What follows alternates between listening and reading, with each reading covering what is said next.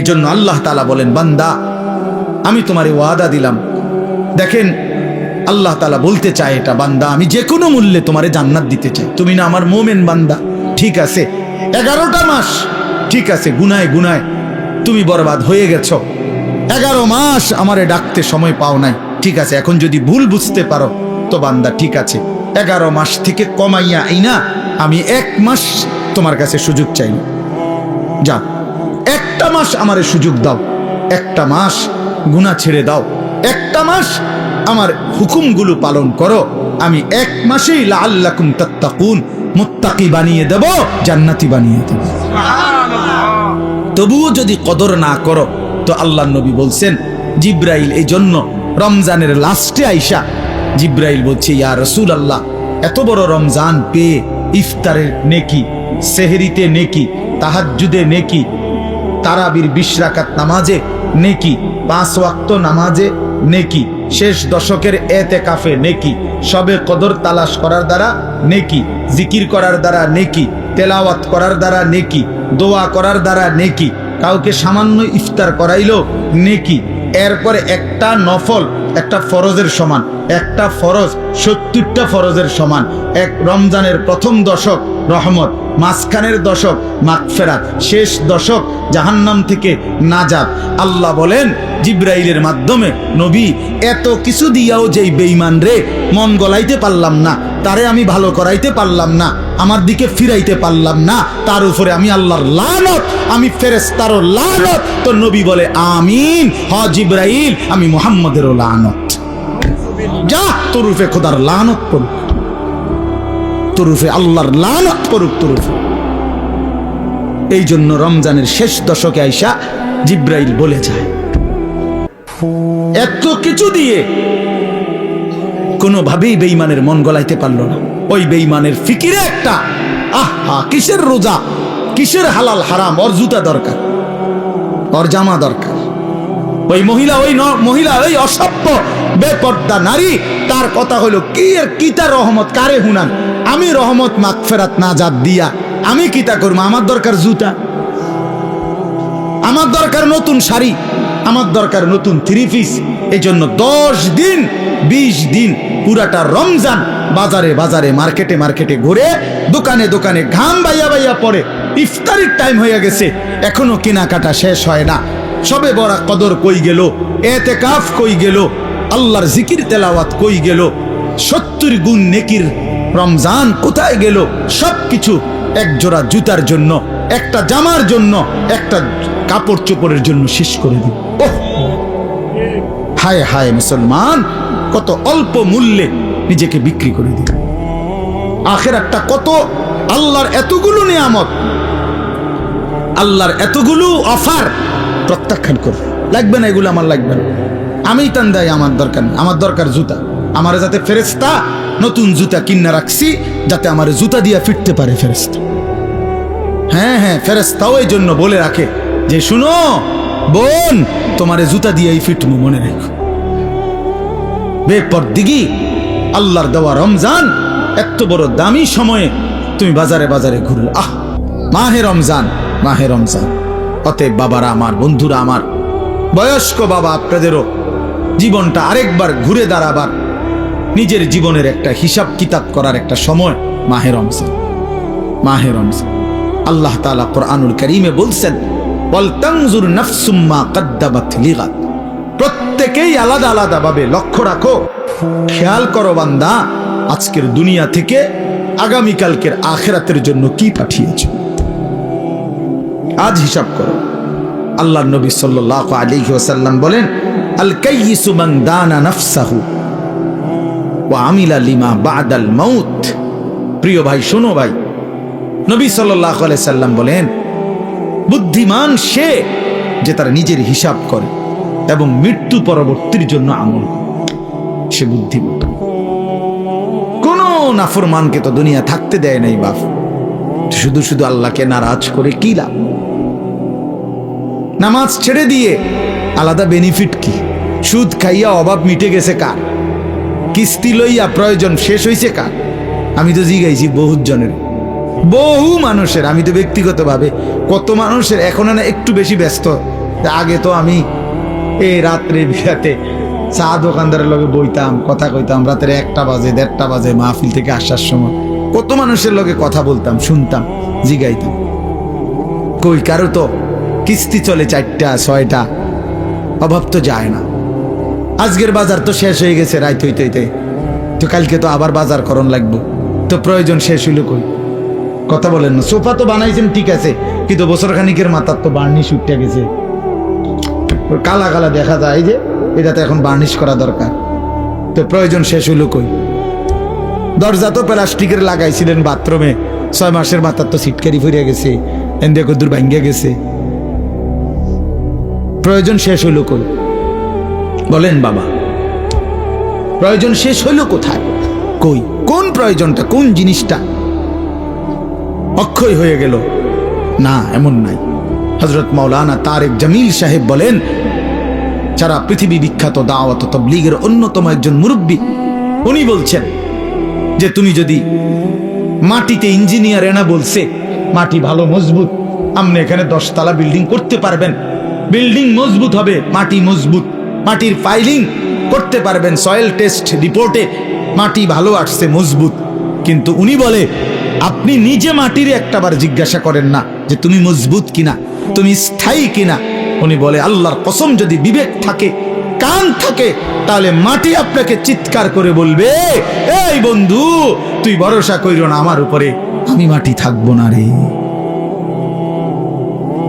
আমি মাটি থাকবো না, আমি মাটি থাকবো না। ইসরাফিল ফু দিলে ইদা রাজ্জাতিল আরদু রাজ্জা, আল্লাহ বলছে জমিনের মাটি রেজা রেজা, পাউডার পাউডার হয়ে ছিন্ন ভিন্ন হয়েছে।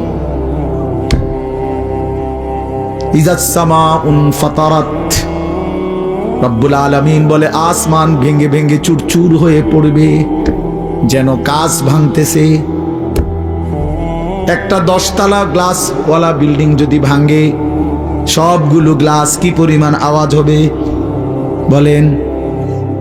কিন্তু এত বড় আসমান যদি ভেঙে পড়ে, চুরচুর করে ভাঙতে থাকে, তাইলে কি পরিমাণ আওয়াজ হবে? এজন্য রব্বুল আলামিন বলেন আল কারিয়াতু মাল কারিয়া, সেই বিকট ধ্বনি। আল্লাহ বলেন বন্ধু আপনি জানেন কি বিকট সেই ধ্বনিটা কি? সেটা কিয়ামতের ধ্বনি। এই পৃথিবীর সবচেয়ে ভয়ঙ্কর ভয়ানক আওয়াজ হবে সেদিন ইসরাফিল ফু দিবে যেদিন। সেদিন আসমান ভাঙবে, সেদিন পাহাড়গুলো উড়বে, খাল বিল নদী নালার সব পানিগুলো টকবক করে উতরাইতে উতরাইতে শুকিয়ে যাবে।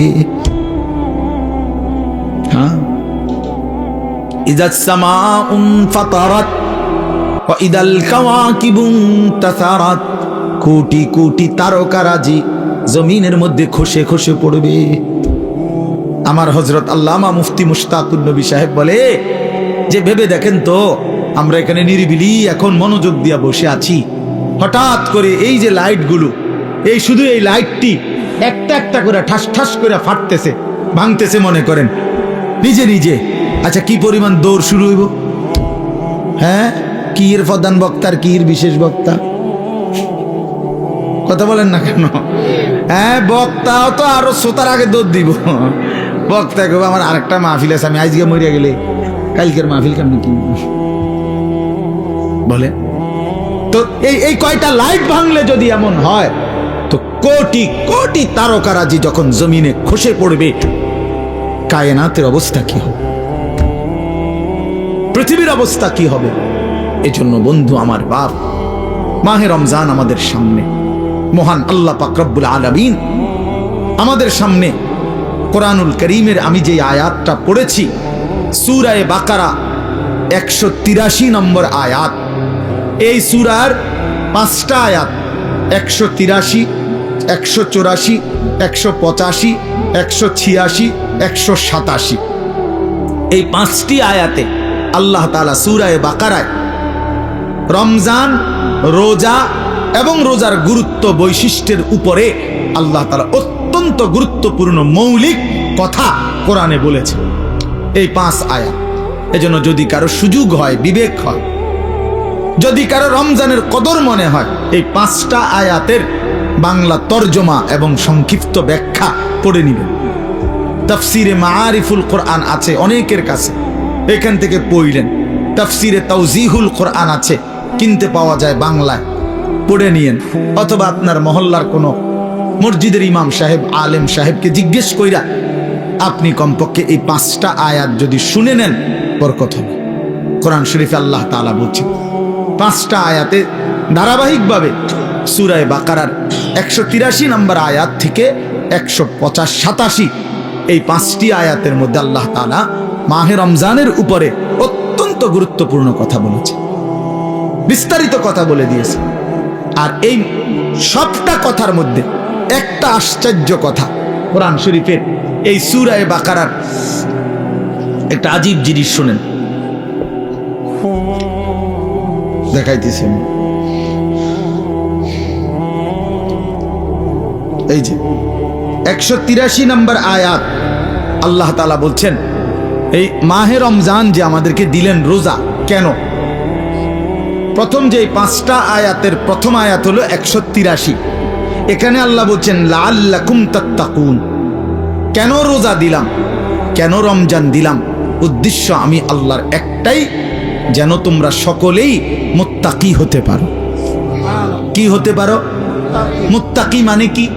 মুত্তাকি মানে 2 জিনিস, যে সমস্ত গুনাহ ত্যাগ করে আল্লাহ পাকের সব হুকুম পালন করে, তারই বলে মুত্তাকি, যে আল্লাহকে প্রতিনিয়ত ভয় করে। তো আল্লাহ তাআলা বলেন এই মুত্তাকি আমি এক রমজানের মধ্যেই 30 দিনেই তোমাকে বানিয়ে দেব। দেখেন 5 নম্বর আয়াত, মানে যেখানে গিয়ে কথাটা শেষ করছে 187 নম্বর আয়াতে, 5টা আয়াত বললাম না? তো প্রথম আয়াতেও কথা বলছে লাআল্লাকুম তাত্তাকুন, আবার 5 নম্বর আয়াত 187 নম্বর আয়াতের লাস্টেও আল্লাহ তাআলা আবার বলছে কাযালিকা ইউবায়্যিনুল্লাহু আয়াতিহি লিন-নাস। আল্লাহ বলেন শোনো, আমি আল্লাহ আমার বান্দাদের জন্য মাহে রমজান সম্পর্কিত বিষয়গুলো স্পষ্টভাবে বলে দিলাম। কেন? লাআল্লাহুম ইয়াত্তাকুন, ওই একই কথা, যেন তারা মুত্তাকি হইতে পারে। এক কথা আবার কইছে, একবার প্রথমও বলছে তোমাদেরকে রোজা দিয়ে, রমজান দিয়ে আমার উদ্দেশ্য তোমরা যেন মুত্তাকি হতে পারো। আবার বলছে যে 5টা আয়াতে রমজানের বিস্তারিত যাবতীয় কথা আমি আল্লাহ বলে দিলাম। যদি বলি এত বিস্তারিত বললেন কেন? আল্লাহ বলে ওই আগের উদ্দেশ্য লাআল্লাহুম ইয়াত্তাকুন, যেন আমার বান্দারা মুত্তাকি হইতে পারে। এখন আসেন, একজন মুমিনের জীবনে সবচেয়ে বড় ডিউটি হলো তাকওয়া। আমরা ঈমানদার, আমরা মুমিন, আমরা মুসলমান। এই মুসলমান তো আমাদের একটা পরিচয়, আর জান্নাত আমাদের জন্য। জান্নাত আল্লাহ বানাইছেন মুমিনের জন্য, জান্নাত আল্লাহ বানাইছেন মুসলমানের জন্য, জান্নাত আল্লাহ তাআলা বানাইছেন ঈমানদারের জন্য। কোন কাফের, বেঈমান, মুশরিক, কোন নাস্তিক, মুরতাদ, আল্লাহর অবাধ্য, পাপী, নাফরমান পৃথিবীর সবগুলো ভালো কাজও যদি করে, ঈমান না থাকলে খোদার কসম আখিরাতে এক ঢোক পানিও মিলবে না, এক লোকমা খাবারও মিলবে না, সুখের এক বিন্দু চিহ্নও পাবে না, কোনোদিন মুখে একবারের জন্য হাসিও ফুটবে না। ঈমানবিহীন কোনো কিছুর মূল্য নেই আখিরাতে। দুনিয়া মিলতে পারে, দুনিয়া মিলা কোনো আশ্চর্য কিছু না। আমরা অনেক সময় বলি যে কাফের বেঈমানরা দুনিয়া খুব খাইতেছে, চোর ডাকাত, সিটার বাটপার, সুদখোর, ঘুষখোর, জালেম দুনিয়া খুব ভোগ করতেছে। খোদা একা তারে দুনিয়া এত দিছে, অনেকের আফসুস। তো তোমারও দিত নাকি? তুমি শোনো নাই যে আল্লাহ যে বলছে জালেমকে, নাফরমানকে, বেঈমানকে আমি দুনিয়া দিয়ে দিলাম, ওমা লাহু ফিল আখিরাতি মিন খালাক, কিন্তু আখিরাতে তার কোনো অংশ নাই। তো আপনার জন্য এটাই ফয়সালা হোক। ওম্মা তো আপনি তো দোনো তালে আছেন, কথা বুঝেন নাই কথাটা? আপনি যদি ফয়সালা নেন আখিরাত থেকে নিবে, তো এখন ছেড়ে দিতে হবে। এখন কি করতে হবে? ছেড়ে দিতে হবে। নবী সাল্লাল্লাহু আলাইহি সাল্লামের একসাথে 9 জন বিবি ছিল। প্রথম 2 জন ইন্তেকাল করছে নবীজি থাকতেই, এই মোট 11 জন বিবি। এর মধ্যে নবীজির ইন্তেকাল পর্যন্ত জীবিত ছিলেন 9 জন একসাথে। কয়জন? এই 9 জন বিবি একদিন জীবনে একবার নবী সাল্লাল্লাহু আলাইহি সাল্লামের কাছে একটা আবদার করছিল। সবাই সম্মিলিতভাবে হযরত আয়েশা রাদিয়াল্লাহু তাআলা আনহার মাধ্যমে নবীজির অন্যতম একজন প্রিয়তমা স্ত্রী ছিল আয়েশা। নবীজি যাকে খুব বেশি পছন্দ করতেন, ভালোবাসতেন। তো অনেক সুন্দর নাম, নিজেদের মেয়েদের নাম। রাসূলুল্লাহ সাল্লাল্লাহু আলাইহি সাল্লামের বিবি এবং মহিলা সাহাবিয়া, ওনাদের নামই রাখা উচিত। এ আয়েশা, ফাতেমা, আসিয়া, মরিয়ম, জায়নাব, রুকাইয়া, উম্মে কুলসুম, এগুলা মাইমুনা, জুয়াইরিয়া, এগুলো রাসূলুল্লাহ সাল্লাল্লাহু আলাইহি সাল্লামের বিবি, কন্যা, মহিলাদের নাম। এটাই আসলে আপনাদের মেয়েদের নাম। এগুলো পুরান হয় না, কয় এগুলো ওনার পুরান নাম, নতুন নাম রাখো। নতুন নাম, নতুন কি নাম? বিউটি, সুইটি, লিফি, পলি, পলিথিন, বালতি, লোডা, বদনা, এগুলো বাজে নাম। এগুলোর কোনো অর্থ নাই, এগুলোর কোনো অর্থ নাই। নাম গুরুত্বপূর্ণ। শুনেন, রাসূলুল্লাহ সাল্লাল্লাহু আলাইহি ওয়াসাল্লাম বলছেন, কোনো বাচ্চা জন্মের পরে তার বাবা মার কাছে তার একটা হক, অধিকার, তার প্রাপ্য, আইয়ুহসিনা ইসমাহু, তার একটা সুন্দর নাম রাখা। এটা যেই মুসলমান বাবা মা তার সন্তানের কোরআন সম্মত, সুন্নাহ সম্মত, ইসলামী অর্থবহ কোনো নাম রাখে নাই, সে কিন্তু তার সন্তানের হক নষ্ট করছে। এটার জন্য হাসরের ময়দানে জবাবদিহি করতে হবে। আর বান্দার হক বান্দা মাফ না করলে আল্লাহ মাফ করে না। এটা বান্দা, ওই আমনের ফোলা কিন্তু একটা মানুষ, আপনি তার হক নষ্ট করছেন, আপনার জবাবদিহি করতে হবে। যেই মা বাবা তার ছেলে মেয়েকে ছোটবেলায় আল্লাহর কোরআন শিখায় নাই, দিন শিখায় নাই, সে তার হক নষ্ট করছে। আল্লাহর কসম, এই হক কেন নষ্ট করলো? এই সন্তান হাসরের ময়দানে ওই বাবা মাকে জিজ্ঞেস করবে আল্লাহ পাকের সামনে। যদি জবাব দিতে না পারে বাবা মা, আর পারবেও না, কি জবাব দিব? কি জবাব দিবে? পারবে না জবাব দিতে। অতএব সেই মা বাপ ওই সন্তানের হাতে হাসরের মাঠে চূড়ান্ত বেইজ্জতি হবে। হ্যাঁ, কি বেইজ্জতি হবে? কি বেইজ্জতিটা? কি বেইজ্জতি হলো ওই মা বাপকে পায়ের নিচে ফালাইয়া সন্তান নিজের পাও দিয়া বাপ মার ঘাড়ে কান্দে মুড়া দিয়া এরপরে জাহান্নামে যাবে। এটা কোরআন শরীফ আছে। ওই সন্তান বলবে, আজকে হাসরের ময়দানে আমি আমার বাবা মারে বেইজ্জতি কইরা তারপরে কবরে জাহান্নামে যাম। কেমনে ছেড়ে দিলেন ছেলে? ফোলাকে এক ওয়াক্ত নামাজ পড়ে না, এবারে মাথেও না, এবারে বন খায়, বিড়ি খায়। 16 বছরের 18 বছরের দামরা কোনোদিন ফজরের নামাজ পড়ে না, এমন হাইওয়ানের জন্য এবারে বইয়া বইয়া বিদেশে টেহা মিলায়, সুদে টাকা নেয়, কিস্তিতে টাকা নেয়। কি বুঝাইতে চান? এমন নাফরমান সন্তান যে একটা সেজদা দেয় না মালিকের, এত বড় অসভ্য, এত বড় নির্লজ্জ, এত বড় বেহায়া, এত বড় নাফরমানের জন্য এক ইমানদার বাবার কোনো মহব্বত থাকতেই পারে না। বেটা আগে বুঝাপড়া করেন তার লগে, বেটা বিদেশ পরে, বেটা তোর চাকরি পরে, বেটা তুই আমার মালিকের সেজদা দিবি কিনা সেটা বল। তোর লগে আমার কিসের সম্পর্ক? কোরআন শরীফের আয়াত শুনবেন।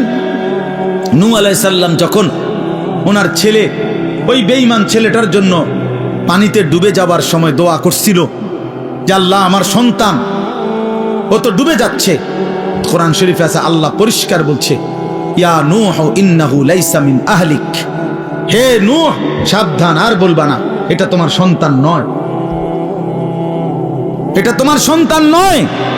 ইন্নাহু আমালুন গায়রু সালিহ, আল্লাহ কোরআনে বলছে সূরা হুদের মধ্যে যে এটা বেআমল, আমালুন গায়রু সালিহ, এটা বেআমল সন্তান। আর বেআমল নাফরমান মুমিনের সন্তান হইতে পারে না। এই জন্য তোমরা মনে রাখো ছেলেরা, এই যে কয়জন আছো বেনামাজি অপদার্থ, তুমি মনে রাখো তুমি মুসলমানের বাচ্চা না। আমি বললাম, মনে রাখিস না ফরমান, তুমি কোনো মুসলমানের বাচ্চা না। বলে তো আমি কার সন্তান? তুমি লাওয়ারিস, তুমি বেওয়ারিস, তোমার কোনো বাবা নাই, তোমার কোনো মা নাই। আল্লাহ কোরআনে বলছে ফালা তাসআলনি, কি বলছেন আল্লাহ? যে সাবধান, এমন নাফরমান সন্তানের জন্য আমি আল্লাহর কাছে কিছু চেয়েও না। হাত উঠাইবে না, হাত নামাও, নামাও হাত। তাফসীরের মধ্যে আছে নূহ আলাইহিস সালাম সাথে সাথে হাত নামায় ফেলছে এবং আল্লাহর কাছে দোয়া করছে, আল্লাহ আমি খেয়াল করি নাই, আপনি আমারে মাফ করে দেন। হ্যাঁ, এজন্য প্রিয় সন্তান মনে রাখো, তুমি ইমানদারের সন্তান হবা সেদিন যেদিন তোমার কপালে সেজদা হবে। বেহায়া বেনামাজি আল্লাহর নাফরমান 24 ঘন্টা নারী ছবি, অশ্লীল দৃশ্য, মদের আড্ডা, জুয়ার আড্ডা, উলঙ্গ ছবির আসক্ত। আরে নাফরমান, তুমি কোনো মুসলমানের ঘরে জন্ম নাও নাই, তোমার কোনো পরিচয় নাই, তোমার কোনো আত্মমর্যাদা নাই, আত্মসম্মান নাই। এই জন্য বললাম, আল্লাহ তাআলা বলছেন, বান্দা আমার মাকসাদ তোমারে আমি মুত্তাকি বানাবো, আমি তোমারে জান্নাত দেব। জান্নাত বানানোই হয়েছে মুমিনদের জন্য। কার জন্য? আখিরাত তৈরি করা হয়েছে মুমিনের জন্য। আমাদের জন্য জান্নাত, ইমানদারের জন্য জান্নাত। অতএব লাআল্লাকুম তাত্তাকুন, আল্লাহ তাআলা বলেন, ইমানদার আমি আল্লাহ তোমাদেরকে রমজানে রোজার মাধ্যমে আল্লাহ বলে নিশ্চয়ই আমার মুত্তাকি বান্দারা জান্নাতেই থাকবে, ঝর্ণা বেষ্টিত হয়েই থাকবে। 4টা ঝর্ণা আমার মুত্তাকি বান্দা যখন জান্নাতে থাকবে, 4টা ঝর্ণা, 4টা নহর, 4টা নদী 24 ঘন্টা তার পাশে যে অবস্থায় থাকুক না কেন, দাঁড়িয়ে বসে শুয়ে কিংবা হাঁটতে হাঁটতে 24 ঘন্টা তার পাশ দিয়ে থাকবে। 4টা নহর, 4টা ঝর্ণা, দুধের ঝর্ণা, মধুর ঝর্ণা, মদের ঝর্ণা, পানির ঝর্ণা। দুধের নহর, মধুর নহর, মদের নহর, পানির নহর, 4টা 24 ঘন্টা। আমি এখানে আমার পাশে, আপনারা সেখানে আপনাদের পাশে। এটা তাফসিরে আছে, মানে একটা তো হইলো ওইখানে মনে করেন ট্যাপ লাগাই রাখছে 4টা। এই যে এটা দুধের ট্যাপ, ওইটা লাগাইলে মধু, ওইটা মদ, ওইটা পানি, যারে লাগবো হেনতে নিলে পাইবেন, কোনো সময় বন্ধ হবে না। এটাও তো একটা সুখ, ভালো, কিন্তু এখানেও তো একটা কষ্ট আছে। কষ্টটা হইলো ওই পিছনের এবারারা এখান পর্যন্ত আইতে আইতে তো কষ্ট হইবে, আইতে আইতে তো। জান্নাতে তো এদুর কষ্ট হইবার কথা না। জান্নাতে যদি ফেরেশতারে জিঙ্গা, দোস্ত আমার এই আড়াটা আড়ালেন কেন? কথা বলেন না হল ভাই, যে না এটা আমার আড়ালেন কেন, কি ব্যাপার? আমি না জান্নাতে আইছি, আপনি না বলছেন আমার কোনো কষ্ট দিবেন না, এখন এটা দিলেন কেন কষ্ট? আল্লাহ বলছে, না বান্দা, যেন আমি আগেই সিস্টেম করে রাখছি। 24 ঘন্টা তুমি বান্দা যখন যেভাবে, তুমি খাটে থাকো, তুমি বিছনায় থাকো, তুমি সোফাতে থাকো, তুমি হাঁটতে থাকো, তুমি নিচে থাকো কিংবা উপরে থাকো, তুমি থাকবা যেখানে, তোমার পাশে এই 4টা নহর বইতে থাকবে সেখানে। তুমি এনে আইন লাগবে না, হেইতে হেনে যাও লাগবে না। সুবহানাল্লাহ। এইটারে কয় আর কি, জান্নাতিন তাজরি মিন তাহতিহাল আনহার, 4টা ঝর্ণা। সুবহানাল্লাহ, সুবহানাল্লাহ। 4টি ঝর্ণা বইতে থাকবে, 4টি ঝর্ণা বইতে থাকবে, 4টি ঝর্ণা বইতে থাকবে।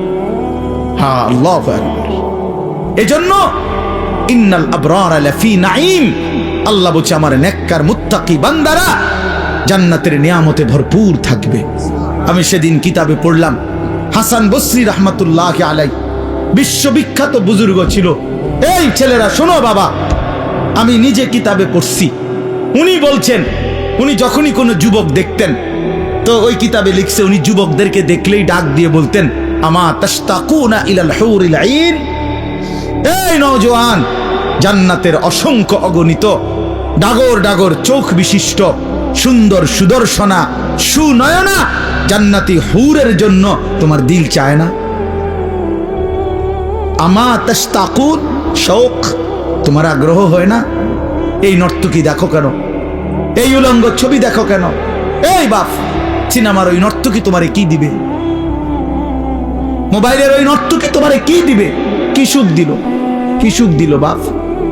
চরিত্র নষ্ট করা ছাড়া, যৌবন নষ্ট করা ছাড়া, নিজের হাতকে গুনার কাজে ব্যবহার করা ছাড়া, নিজের লজ্জাস্থানটাকে নষ্ট করা ছাড়া, নিজের কোমরের ক্ষমতাটা নষ্ট করা ছাড়া, নিজের যৌবনের শক্তিটা নষ্ট করা ছাড়া ওই নারী ছবি, ওই উলঙ্গ দৃশ্য, ওই বেহায়া বেপর্দা অসভ্য নর্তকী আর কি দিছে বাপ? আমরা তো জানি অনেকে বেটকায়, হে বুঝে যে আমারে কয়, অসভ্য যে অসভ্য বোঝে আমারে কয়, এই জন্য হে বোঝে যে আরে আমারে না কয়। আহারে বেশরম রে, হায়াও নাই, লজ্জাও লজ্জাও বিবেকও নাই। ইজা লাম তাস্তাহি ফাসনা মা শি'তা। এজন্য আল্লাহর নবী সাল্লাল্লাহু আলাইহি সাল্লাম বলেন, যখন লজ্জা নাই কিছুই নাই, যা মন চায় তাই করো, কারণ তুমি তো শরমে নাই। একজনে বলছে যে উদাহরণ দিতে গিয়া যে নিজেই নিজের লুঙ্গি আলগি দিয়া মুখ ডাক্কা লাইছে, এবার পেশাব পায়খানা করতে আছে। এর কথা হলো আমি তো দেখি না কাউকে। বাহ, তাই আমি তো সারা দুনিয়া দেখলে আমার সমস্যা কি? এবার নিচে দিয়ে সবাই দেখলে আমার সমস্যা কি? এই বেশরম যারা চরিত্রহীন, এদের হালাত এমন। এই সমস্ত দেখবেন মহল্লার যেসব ছেলে নামাজ পড়ে না, রোজা রাখে না, পাক পবিত্রতার কোনো ধার ধারে না, এবং মদ জুয়া নেশা নারী ছবি অসৎ বন্ধুদের আড্ডায় যেগুলো ব্যস্ত থাকে, এদের কোনো লজ্জা শরম নাই। যার ফলে কে দেখে, কি বাবায় দেখে না দাদা দেখে না গ্রামের বয়স্করা দেখে নাকি কোনো আলেম ওলামা দেখে নাকি কোনো মা বোন দেখে, কোনো তার কোনো সমস্যা নাই। কারণ আমি তো প্রথমেই সিদ্ধান্ত নিছি আমার কোনো শরম নাই, এবারে দেখলেই কি না দেখলেই কি, আমি তো লুঙ্গি আলগি দিয়ে লাইছি। এই জন্য এই যে আপনার এটা জরুরি বিষয়, এটা বোঝা উচিত।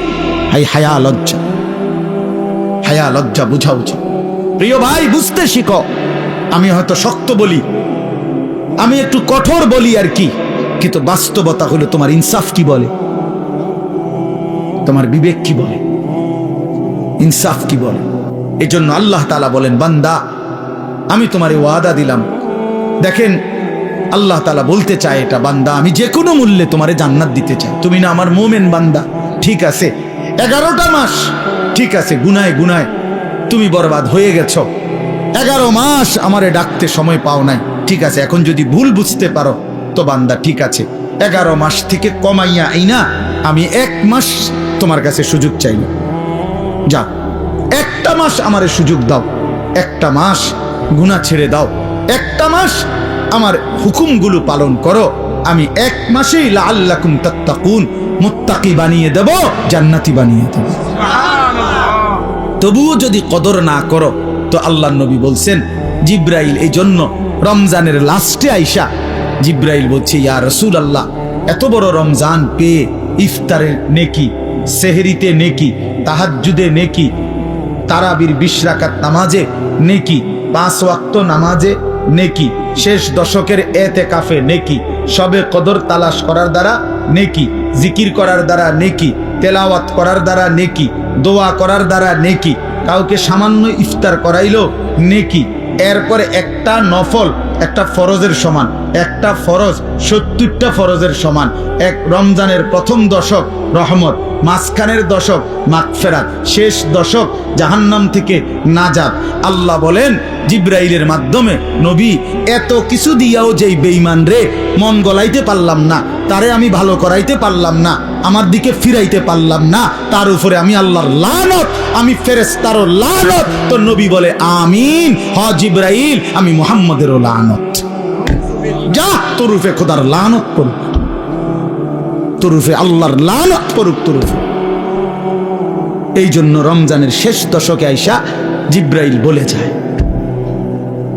এত কিছু দিয়ে কোনোভাবেই বেঈমানের মন গলাইতে পারলো না। ওই বেঈমানের ফিকিরে একটা, আহা কিসের রোজা, কিসের হালাল হারাম, ওর জুতা দরকার, ওর জামা দরকার। ওই মহিলা ওই অসভ্য বেপর্দা নারী, তার কথা হলো কি এর কিতা রহমত কারে হুনান, আমি রহমত মাগফিরাত নাজাত দিয়া আমি কিতা করবো, আমার দরকার জুতা, আমার দরকার নতুন শাড়ি, আমার দরকার নতুন 3 পিস। এই জন্য 10 দিন 20 দিন পুরাটা রমজান বাজারে বাজারে মার্কেটে মার্কেটে ঘুরে, দোকানে দোকানে ঘাম বাইয়া বাইয়া পড়ে, ইফতারির টাইম হয়ে গেছে এখনো কেনাকাটা শেষ হয় না, সবে বড় কদর কই গেল, এতেকাফ কই গেল, আল্লাহর জিকির তেলাওয়াত কই গেল, 70 গুণ নেকির রমজান কোথায় গেল, সবকিছু এক জোড়া জুতার জন্য, একটা জামার জন্য, একটা কাপড় চোপড়ের জন্য শেষ করে দিল। ওহ হায় হায় মুসলমান, কত অল্প মূল্যে নিজেকে বিক্রি করে দিলেন। আখিরাতটা কত, আল্লাহর এতগুলো নিয়ামত, আল্লাহর এতগুলো অফার প্রত্যাখ্যান করবে। লাগবে না এগুলো, আমার লাগবে না, আমি টান দেয়, আমার দরকার নেই, আমার দরকার জুতা। আমার যাতে ফেরেশতা নতুন জুতা কিনা রাখছি, যাতে আমার জুতা দিয়া ফিরতে পারে ফেরেশতা। হ্যাঁ হ্যাঁ, ফেরেশতাও এই জন্য বলে রাখে যে শুনো বোন, তোমারে জুতা দিয়েই ফিটমু, মনে রেখো। বেপরদিগি আল্লাহর দেওয়া রমজান, এত বড় দামি সময়ে তুমি বাজারে বাজারে ঘুরলো। একটা সেকেন্ড আমার শায়েখ আল্লামা মুফতি মুশতাকুন নবী সাহেব হুজুর বলে, হায় মুসলমান, রমজানের এক একটা সেকেন্ড ছিল হীরার মতো, মণি মুক্তার মতো। হীরা ফেলে মাটি নিলাম, মাটি নিলাম। এক জোড়া জুতা তো আগেও কিনতে পারতাম, কখন কিনা যায় না? কথা বলেন না কেন? এখন বাজারে তো কোনো জুতা নাই, এখন বাজারে তো কোনো থ্রি পিস নাই, এখন বাজারে তো কোনো গহনা নাই, কিছু নাই বাজারে এখন। তো তাইলে এখন কিনা যায় না? এখন কিনা যায় না? এজন্য এখন ফিকির করে, যদি দরকারি হয় কিনার, অসুবিধা নাই, কিনেন। হালাল কাপড় কিনা তো নাজায়েজ না, তো এখন কিনেন। এখন আমি গতকালকে আমার পুরা ফ্যামিলির যার যা কাপড় পাঞ্জাবি, আমার আত্মীয় স্বজন ভাই বেরাদরদের মধ্যে এবং আত্মীয় স্বজনের মধ্যে যাদের যা কাপড় দরকার, বিবি লিস্ট করে দিছে। একসাথে গতকালকে ঢাকা থেকে 27,000 টাকার কাপড় সব কিনে লেছে। খালাস করলো, খালাস সব একের বাচ্চা কাচ্চা গুড়াগাড়া জিরু সাইজ সব কিনাল। বলছি এগুলো এবারে সিলাই লাও, যাও। ঈদের কেনাকাটা শেষ। বুঝাইতে চাইলাম ইচ্ছে করলে সম্ভব কিনা, বলেন ইচ্ছে করলে সম্ভব কিনা? না, আমাদের বয়স্করা বাবারা স্বামীরা বেডিতে রে বাজারে পুরা ডাইরেক্ট বন্দুক দিয়ে দেয়, যা তোরে ছেড়ে দিলাম। প্রত্যেক দিন বাজারে যাইবে, আজগা জুতা, কালকা শার্ট, পরশু জামা, একটা একটা করে কাপড় কিনতে, একটা একটা জুতা কিনতে মহিলা বাজারে বাজারে ঘুরে। রাহা রমজান তাইলে কার জন্য? রহমত মাগফিরাত কার জন্য? নাজাত কার জন্য? বলেন কার জন্য? কার জন্য বলেন? আফসোসের বিষয়, আমরা যদি কদর না করি তো মুমিন, আমরা যদি কদর না করি কার জন্য বলেন? ইনসাফ করে বলেন, ইনসাফ করে বলেন। মাহে রমজান তাহলে কার জন্য? আমাদের জন্য না? কথা বলেন না কেন? আমাদের জন্য কিনা বলেন? অতএব দয়া করে বুঝতে শিখেন। আল্লাহ তাআলা বলছেন, ইয়া আইয়ুহাল্লাযীনা আমানু কুতিবা আলাইকুমুস সিয়াম কামা কুতিবা আলাল্লাযীনা মিন ক্বাবলিকুম লাআল্লাকুম তাত্তাকুন। আল্লাহ তাআলা বলেন, হে ঈমানদারগণ, তোমাদের উপরে রোজা ফরজ করা হলো যেমনটা তোমাদের পূর্ববর্তীদের উপরে ফরজ করা হয়েছিল। কেন? লাআল্লাকুম তাত্তাকুন, আমি তোমাদেরকে মুত্তাকি বানাইতে চাই, মানে জান্নাতি বানাইতে চাই। তাহলে রমজানকে কদর করলে কি মিলবে? জান্নাত মিলবে। বলেন না কি মিলবে? আবার বলেন কি মিলবে? জান্নাত। এই জন্য নওজোয়ান, কিশোর, তরুণ, বয়স্ক, বাবা সবাই মিলে সিদ্ধান্ত নেন, ইনশাআল্লাহ এবারের রমজান হোক পরিবর্তনের রমজান। বলেন ইনশাআল্লাহ, বলেন ইনশাআল্লাহ। আপনাদের কাছে অনুরোধ আমার বাবা, আমিও আপনারাও সবাই মিলে যার যেই গুনার অভ্যাস মাহে রমজানে ছেড়ে দেন। সিদ্ধান্ত নেন, এখন থেকে প্রস্তুতি নেন, এখন থেকে আল্লাহর ইবাদতে লেগে যাবেন। 5 ওয়াক্ত নামাজ পড়বেন, 20 রাকাত পূর্ণ তারাবি পড়বেন। তারাবি পড়বেন কয় রাকাত? আবার বলেন, আবার বলেন, আবার বলেন, জোরসে বলেন, আরো জোরে। জোর হলো না, জোরে জোরে। 8 রাকাত কোনো তারাবি নেই, 8 রাকাত কোনো তারাবি হয় না। বলবেন সোজা কথা, তারাবি কয় রাকাত? হ্যাঁ, অতএব মেহেরবানি করে 20 রাকাত পূর্ণ তারাবি পড়বেন। বলেন ইনশাআল্লাহ।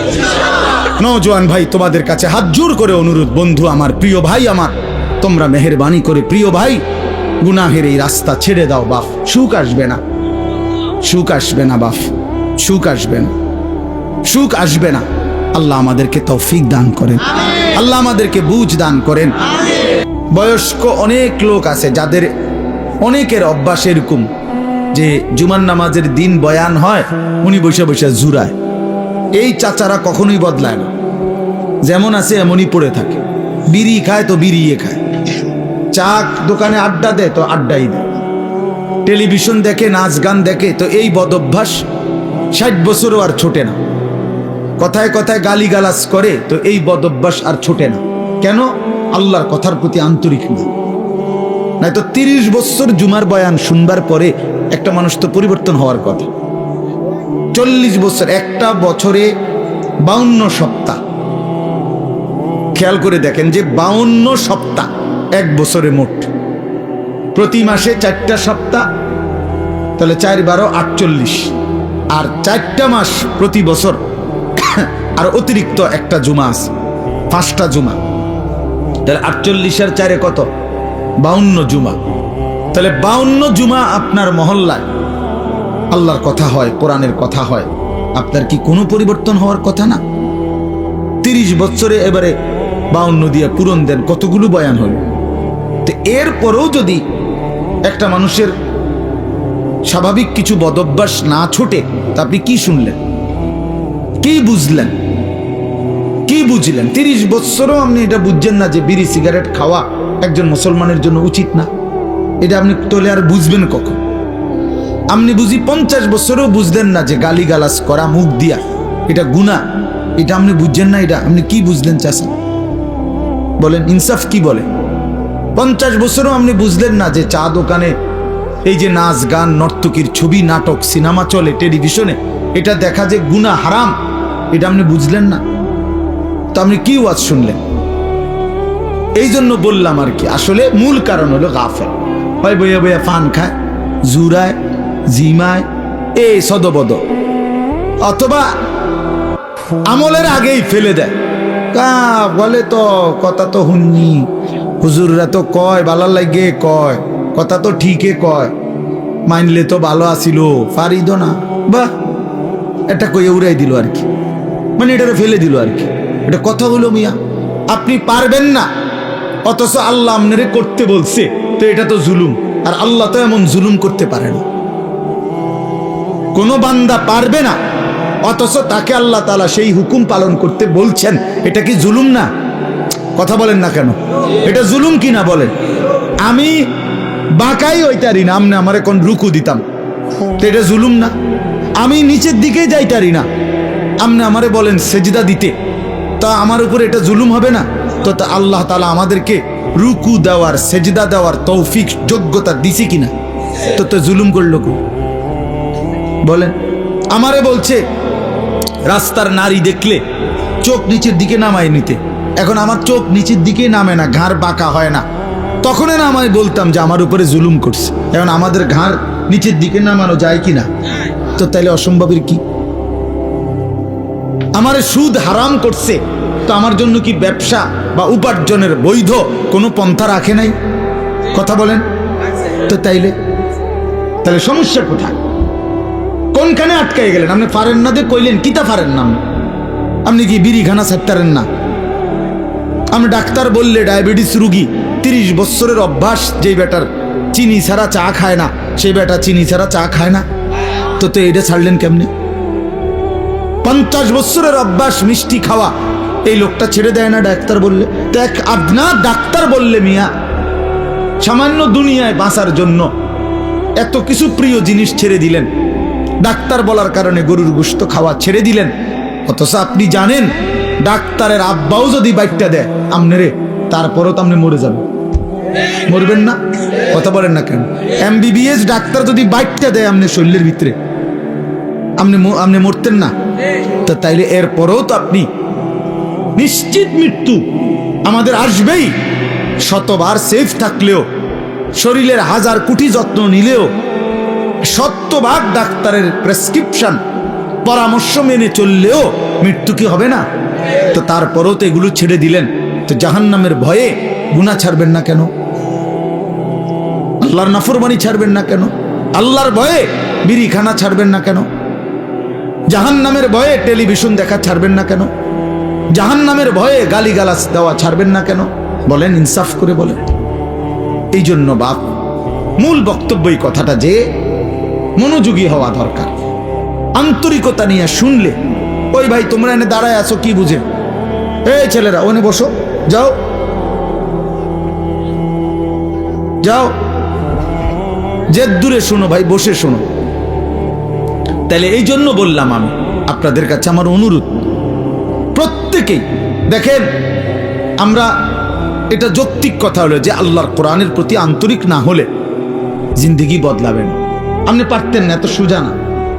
কোরআন শরীফে স্পষ্ট আয়াত আছে, ওয়ালাউলা ফাদলুল্লাহি আলাইকুম ওয়া রাহমাতুহু মা যাকা মিনকুম মিন আহাদিন আবাদা।